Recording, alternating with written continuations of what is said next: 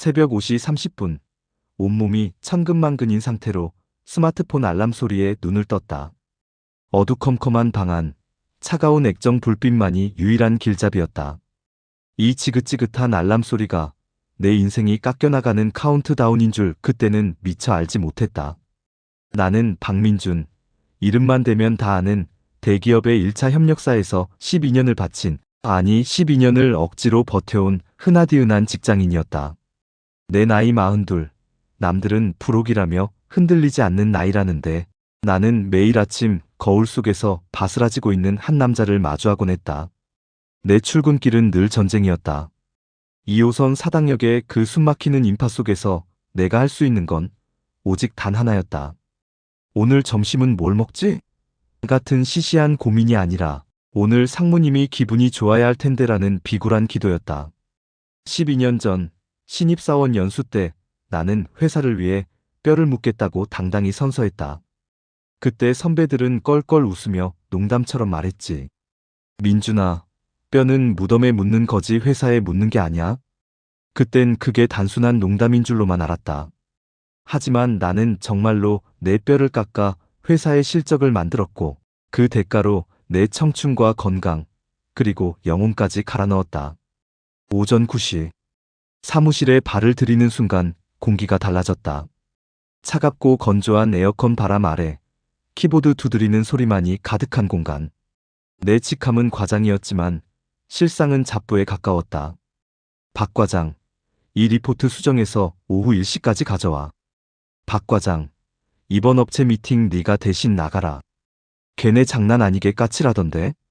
윗사람들은 책임질 일을 나에게 던졌고 아랫사람들은 내 눈치를 보며 일을 미뤘다.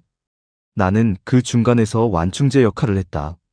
작년엔 극심한 스트레스로 위궤양의 공황장애 증상까지 왔지만 연차를 낼 수 없었다. 내가 없으면 팀이 안 돌아갈 것 같았으니까. 아니, 사실은 내가 없어도 팀이 잘 돌아간다는 걸 확인하게 될까봐 그게 더 두려웠던 것 같다. 비극은 석 달 전 본사에서 내려온 김상무로부터 시작됐다. 그는 이른바 구조조정 전문가라는 무시무시한 별명을 가진 사람이었다. 그가 부임한 첫날 사무실엔 살얼음이 얼었다. 그의 첫마디는 내 심장을 꿰뚫었다. 박 과장, 자네 우리 회사에서 12년이나 있었다며? 그런데 고과가 왜 이 모양이야? 연봉은 계속 오르는데 성과는 정체네. 이거 회사 입장에서는 가성비가 너무 떨어지는 거 아니야? 가성비. 사람이 사람에게 할 말은 아니라고 생각했지만 나는 죄인처럼 고개를 숙였다. 내가 지난 10년간 주말도 반납하며 올린 매출, 후배들 뒷바라지하며 챙긴 프로젝트들은 그의 엑셀 차트 한 줄에 담기지 않았다. 그는 오직 숫자만 보는 사람이었고 나는 그에게 지워도 되는 그저 비효율적인 숫자에 불과했다. 그 이후로 김상무의 노골적인 압박이 시작됐다. 그는 내 업무에서 사사건건 트집을 잡았고 중요 프로젝트에서 나를 배제했다. 심지어 내가 후배들에게 업무 지시를 내리면 뒤에서 따로 불러 박 과장 말 듣지 말고 내 소신대로 해. 책임은 내가 진다며 이간질까지 시켰다. 내 팀원들은 언제부턴가 내 눈을 피했고 회의 시간에도 내 의견은 무시되기 일쑤였다. 사무실 공기는 나에게만 차가웠고 사람들은 나를 투명 인간 취급했다. 점심시간에도 자연스럽게 무리해서 제외되기 시작했고 나는 편의점에서 삼각김밥으로 대충 때우는 날이 많아졌다. 내 존재가 서서히 그러나 확실히 지워지고 있었다. 밤늦게까지 회사에 남아 밀린 업무를 처리하다 보면 불현듯 이런 생각이 들었다. 내가 지금 뭘 하고 있는 거지? 누구를 위해 이렇게 희생하고 있는 걸까? 하지만 이내 고개를 저었다. 나에게는 지켜야 할 가족이 있었고 다음 달 카드값과 아이 학원비가 쌓여 있었다. 퇴사는 감히 상상할 수도 없는 사치였다. 이 지옥 같은 회사라도 붙어 있어야만 최소한의 가장으로서의 역할을 할 수 있다고 믿었다. 어느 날 저녁 김상무가 나를 개인적으로 불렀다. 박 과장, 솔직히 말해서 자네는 이제 우리 회사에 어울리지 않는 인재야. 시대의 흐름을 읽지 못하고 변화에 적응하려는 의지도 없어 보여. 자네에게 새로운 기회를 주고 싶어서 하는 말인데 이번 달 말까지 권고사직 처리하는 게 어떻겠나? 퇴직금은 법정 기준보다 한 달치 더 줄 수 있어. 그의 말은 비수처럼 날아와 심장에 박혔다. 12년을 헌신한 나에게 돌아온 것은 쓸모없는 인재라는 낙인과 차가운 해고 통보였다. 나는 아무 말도 할 수 없었다. 그저 멍하니 앉아 그의 비열한 미소를 바라볼 뿐이었다. 내 머릿속에는 오직 한 문장만이 맴돌았다. 헌신하면 헌신짝 된다는 말, 남 얘기인 줄 알았다. 그날 밤 나는 잠들지 못했다. 내가 바친 청춘과 열정, 헌신이 단 한마디 가성비라는 단어로 무시당하고 버려지는 순간이었다. 그 캄캄한 방 안에서 나는 처음으로 내가 정말 무엇을 위해 살아왔는지, 그리고 앞으로 어떻게 살아가야 할지 막막한 절망감에 휩싸였다. 하지만 그 절망의 끝에서 아주 희미하게나마 이제는 정말 나 자신을 위한 삶을 살아야 한다는 작은 불꽃 하나가 피어오르고 있었다. 물론 그때는 그 불꽃이 얼마나 거대한 불길이 될지는 상상조차 하지 못했지만 말이다. 권고사직 서류에 도장을 찍고 나오는 길, 사무실의 공기는 평소보다 더 날카롭게 내 살결을 파고들었다. 12년. 강산이 한번 변하고도 남을 그 시간 동안 내 청춘을 다 바친 대가가 고작 서류 한 장과 한 달치의 위로금이라는 사실이 믿기지 않았다. 자리에 돌아와 앉았지만 무엇부터 해야 할지 알 수 없었다. 모니터 옆에 붙어있던 포스트잇들, 거래처 명함들, 그리고 달고 다른 키보드. 이 모든 것들이 한순간에 내 것이 아닌 것처럼 낯설게 느껴졌다. 인사팀에서는 일주일의 시간을 주겠다고 했다. 하지만 김상무는 내가 그 자리에 앉아있는 꼴을 단 하루도 더 보고 싶지 않았던 모양이다. 오후가 되자마자 정보전산팀 직원이 내 자리로 찾아왔다. 박 과장님 죄송합니다. 내부 보안 규정상 계정 중지 명령이 내려와서요. 그는 미안한 기색이 역력한 얼굴로 내 PC에 전원을 내렸다. 검게 변한 모니터 화면 속에는 초라하게 일그러진 내 얼굴이 비쳤다. 12년의 데이터, 수천 개의 이메일, 내가 밤을 새우며 만들었던 수많은 기획안이 단 몇 초 만에 로그아웃과 함께 사라졌다. 내가 이 회사에 존재했다는 증거가 디지털 세계에서 먼저 소멸했다. 다음 날 아침, 평소처럼 챙겨 입던 정장이 아닌 편안한 면바지에 점퍼를 걸치고 마지막 출근을 했다. 어깨에 맨 가방 안에는 다이소에서 사온 커다란 박스 2개가 들어있었다. 사무실 문을 열고 들어서자 평소처럼 시끄럽던 타자기 소리가 순식간에 잦아들었다. 동료들의 시선이 느껴졌지만 누구 하나 먼저 입을 떼지 않았다. 어제까지만 해도 형, 오늘 퇴근하고 소주 한잔 해요라며 내 팔을 붙잡던 후배. 상철이는 갑자기 급한 서류를 보는 척 고개를 푹 숙였고 10년 넘게 동고동락하며 소개기를 나누던 이 차장은 아예 자리를 비우고 나타나지 않았다. 박스에 짐을 담기 시작했다. 첫 번째 박스에는 업무용 참고, 서적들과 다이어리들을 넣었다. 두 번째 박스에는 내 개인적인 물건들을 담았다.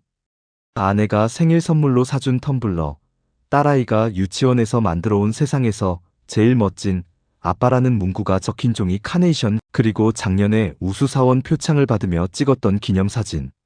그 사진 속에 나는 참 환하게 웃고 있었다. 불과 1년 전의 일인데 사진 속 남자가 마치 전생의 인물처럼 느껴졌다. 짐을 다 싸는 데는 채 1시간이 걸리지 않았다. 12년의 세월이 단 박스 2개에 다 들어간다는 사실이 허망했다. 박스를 테이프로 봉하고 나니 비로소 끝이라는 실감이 났다. 나는 마지막 인사를 하기 위해 팀원들 쪽을 바라봤다. 저 이만 가보겠습니다. 그동안 고생 많으셨습니다. 내 목소리는 생각보다 떨렸다. 정적을 깬 건 팀 막내의 짧은 대답뿐이었다. 고생하셨습니다, 과장님. 다른 이들은 그저 고개를 까닥이거나 들릴 듯 말 듯한 한숨 섞인 인사를 건넬 뿐이었다. 그들은 이미 알고 있었다. 나를 배웅하는 순간 김상무의 눈밖에 날 수도 있다는 것을. 생존 경쟁이 치열한 이 정글에서 패배자에게 건네는 위로는 사치이자 위험이라는 것을 나는 누구보다 잘 알고 있었다. 박스 2개를 들고 엘리베이터 앞에 섰다. 문이 열리고 안으로 들어서자 거울 속에 비친 내 모습이 보였다. 양손에 짐을 가득 들고 구부정한 자세로 서 있는 중년의 남자.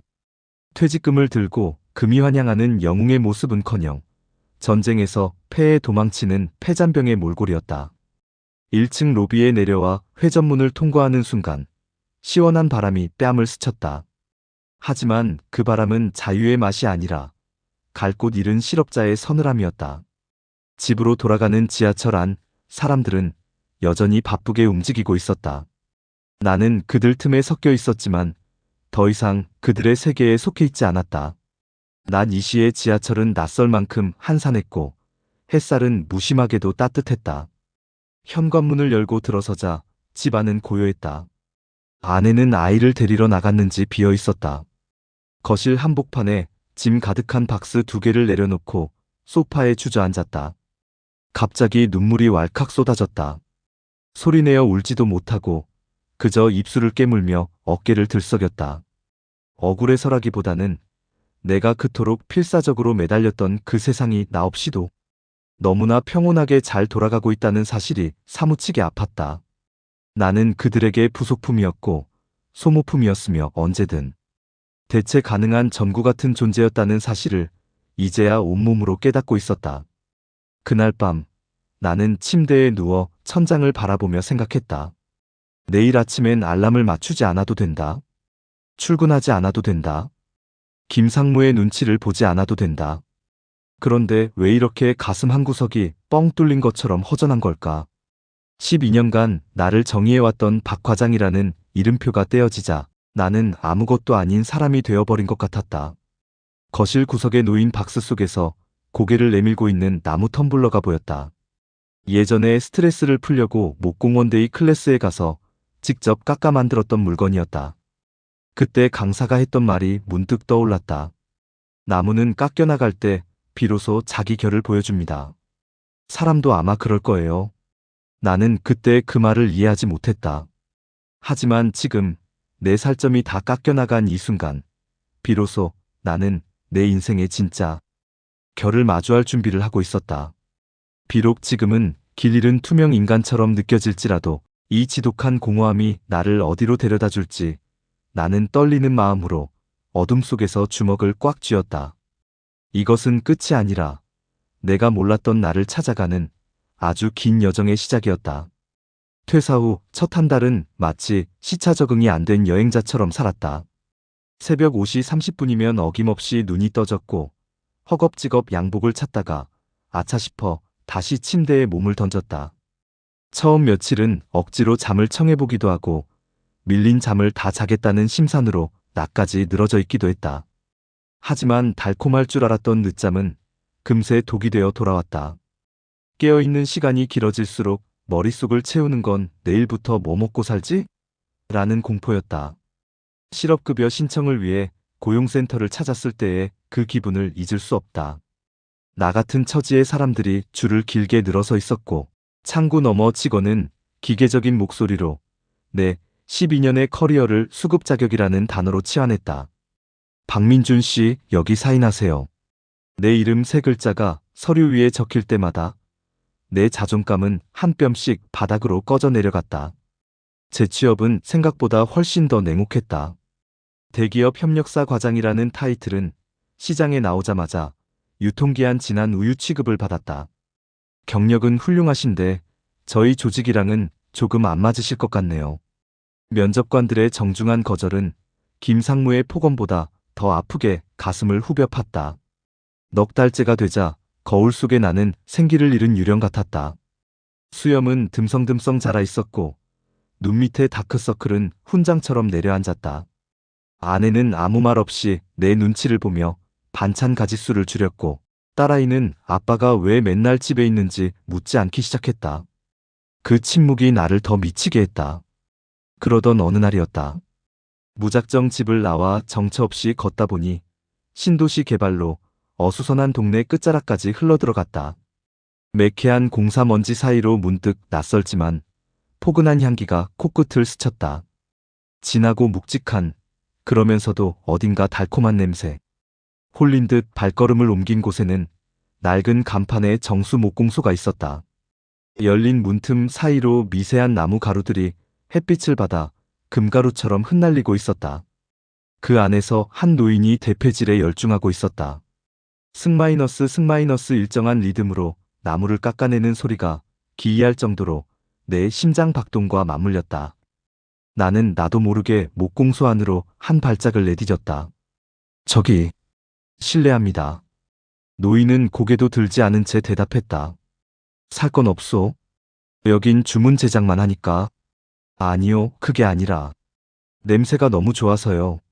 내 뜬금없는 대답에 노인이 비로소 대패를 멈추고 나를 쳐다봤다. 땀과 톱밥으로 범벅이 된 그의 얼굴에는 세월의 골이 깊게 패여 있었다. 그는 내 행색을 위아래로 훑더니 툭 내뱉었다. 인생이 쓰구먼. 나무 냄새로 입가심이라도 하러 온 게야? 그 한마디에 꾹꾹 눌러왔던 무언가가 터져버렸다.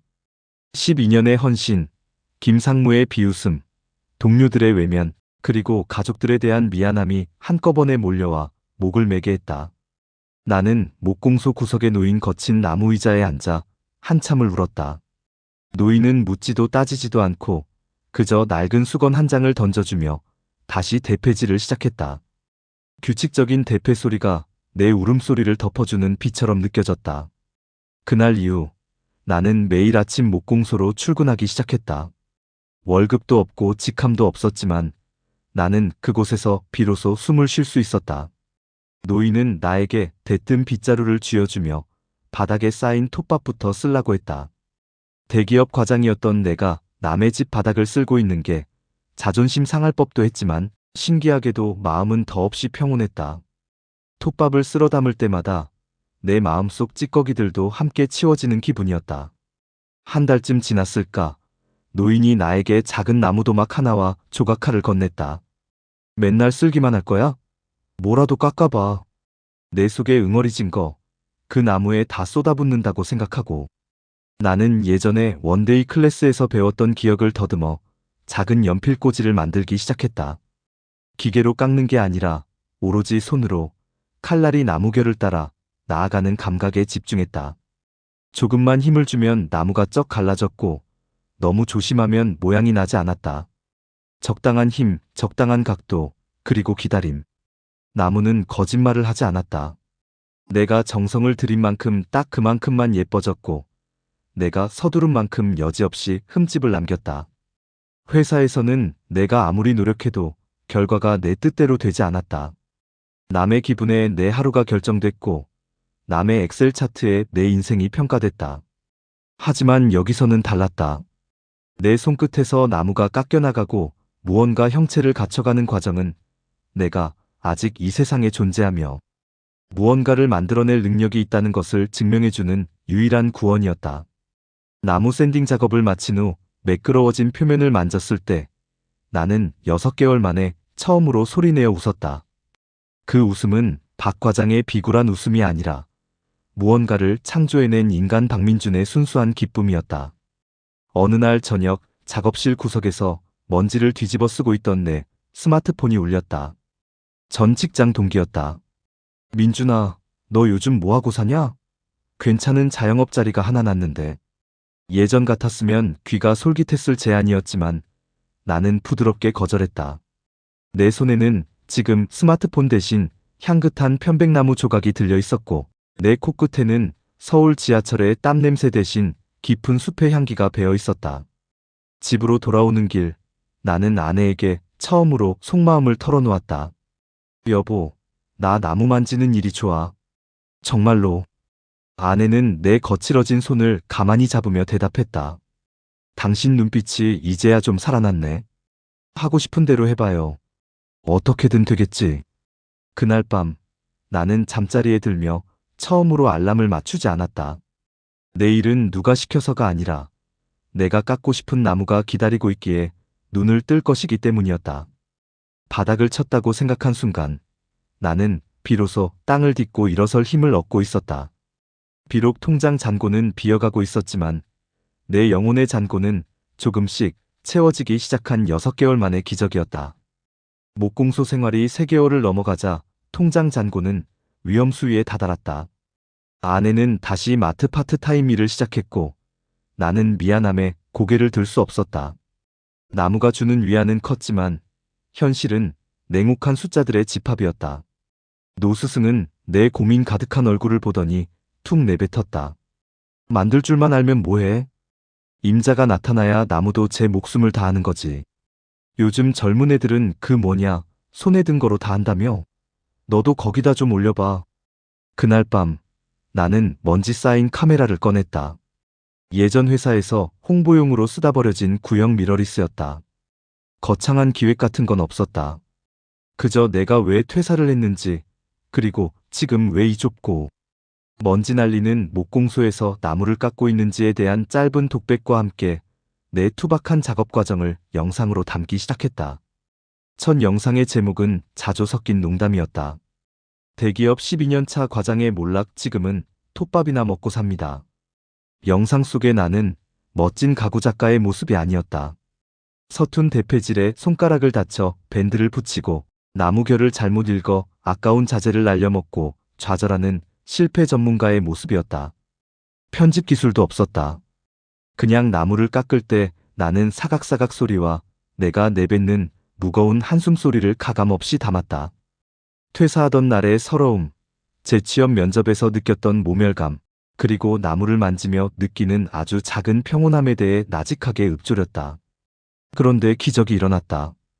영상을 올린 지 사흘 만에 조회수가 10만을 찍더니 일주일이 지나자 100만 뷰를 돌파했다. 댓글창은 그야말로 폭발했다.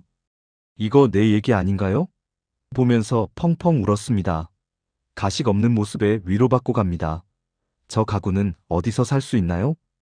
투박해서 더 정이 가네요 같은 글들이 수만 개나 달렸다. 사람들은 완벽한 성공담이 아니라 나와 같은 보통 사람의 처절한 생존기에 열광하고 있었다. 그중 가장 기억에 남는 댓글이 있었다. 박 과장님, 당신이 만든 건 가구가 아니라 누군가의 쉼터 같네요. 저도 회사에서 죽고 싶을 때마다 이 영상 보러 옵니다. 그 글을 읽는 순간 가슴속 깊은 곳에서 뜨거운 것이 올라왔다. 12년 동안 회사를 다니며 수많은 서류를 만들었지만 단 한 번도 누군가의 마음을 움직여 본 적은 없었다. 그런데 내가 실패의 기록이라 생각하며 올린 영상이 이름 모를 타인에게 살고 싶다는 희망을 주고 있었다. 주문이 쏟아지기 시작했다. 번듯한 홈페이지도 없었지만 개인 이메일과 SNS 메시지로 제작 의뢰가 줄을 이었다. 비싸도 좋으니 박 과장님이 직접 만든 식탁을 갖고 싶어요. 아이의 첫 책상을 당신의 손으로 만들어주세요 라는 요청들. 나는 더 이상 톱밥을 쓰는 조수가 아니었다. 노스승은 허허 웃으며 목공소의 절반을 나에게 내주었다. 이제 내 판이다. 마음껏 깎아봐라. 나는 공장에서 찍어내는 매끄러운 가구가 아니라 나무가 가진 원래의 옹이와 상처를 그대로 살린 가구를 만들었다. 마치 상처투성이인 내 인생과 닮은 그 가구들에 사람들은 열광했다. 연봉 1억이었던 시절보다 수입은 불규칙했지만 내 이름으로 만든 결과물을 세상에 내놓는 쾌감은 그 어떤 보너스와도 비교할 수 없었다. 유튜브 채널은 어느덧 구독자 30만 명을 넘어섰다. 이제는 대기업 협력사 과장이 아니라 영혼을 깎는 목수라는 수식어로 불리기 시작했다. 유명 가구 브랜드에서 협업 제안이 들어오고 자기 개발 강연 요청까지 쇄도했다. 하지만 나는 화려한 조명 대신 여전히 목공소의 주황색 백열등 아래에 머물렀다. 내가 무너지려 할 때 나를 잡아준 건 비싼 정장이 아니라 거친 작업복이었다는 사실을 잊지 않기 위해서였다. 그러던 어느 날 평화로운 내 일상을 흔드는 메일 한 통이 도착했다. 보낸 사람의 이름을 확인하는 순간 나는 숨이 턱 막히는 기분을 느꼈다. 김철수 상무. 나를 헌신짝처럼 버렸던 그 사람이었다. 메일의 내용은 가관이었다. 박민준 씨, 아니, 이제 박 작가님이라고 불러야 하나? 유튜브 잘 보고 있네. 우리 회사 이번에 창립 기념품으로 고급 수제 가구가 필요한데 자네가 좀 맡아줬으면 해. 예전 정을 생각해서 단가는 잘 쳐줄 테니 조만간 사무실로 한번 들어오게. 메일을 읽어내려가는 내내 손이 부들부들 떨렸다. 분노 때문이었을까? 아니, 그건 예전에 내가 느꼈던 비굴한 두려움의 잔상이었다. 하지만 이내 나는 차분하게 숨을 골랐다. 이제 내 손은 키보드 위에서 벌벌 떨던 그 손이 아니었다. 단단한 나무를 다스리고 날카로운 칼날을 다루는 목수의 손이었다. 나는 답장을 보내지 않았다. 대신 그가 보낸 메일을 조용히 휴지통으로 옮겼다. 예전의 나라면 당장 전화를 걸어 알겠습니다, 상무님. 하고 달려갔겠지만 지금의 나는 그럴 필요가 없었다. 내 인생의 결은 이제 내가 정하는 것이니까. 하지만 일주일 후 김상무는 포기하지 않고 직접 목공소 앞으로 나를 찾아왔다. 검은색 고급 세단에서 내린 그는 예전의 그 거만한 표정 그대로였다. 박 과장, 메일 확인 안 해? 내가 직접 여기까지 오게 만들어야겠어? 그의 목소리가 정적을 깨고 목공소 안으로 파고들었다. 나는 들고 있던 사포를 내려놓고 천천히 그를 향해 고개를 들었다. 1년 전 비참하게 짐을 싸서 나갔던 그 박 과장이 아닌 완전히 다른 눈빛으로 말이다. 목공소 앞에 멈춰선 검은색 세단은 이 낡은 골목과 지독하게도 어울리지 않았다. 차 문을 열고 내린 김상무는 예의 그 번쩍이는 구두를 신고 톱밥 가득한 바닥을 불쾌하다는 듯 까치발로 걸어왔다.